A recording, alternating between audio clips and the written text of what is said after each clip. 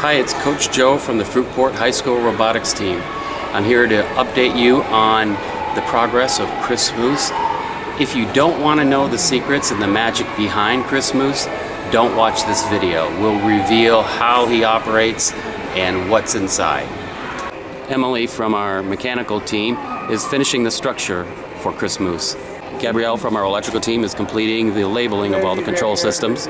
Aiden from the programming team is checking out the controls and making sure everything is functioning correctly. The control system is entirely run through the programmable logic controller, and everything is housed inside the new control cabinet. Pneumatic solenoids operate the Moose's movements.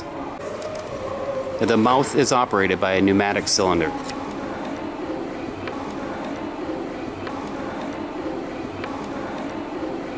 The eyes are also operated by a pneumatic cylinder, which can be used to blink the eyes or open and close the eyes.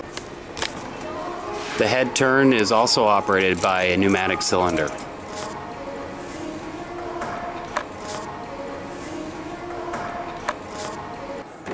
Thank you for joining us. You can follow us on Facebook, on Twitter, and to learn more about Fruitport Robotics, visit us at www.fruitportrobotics.org.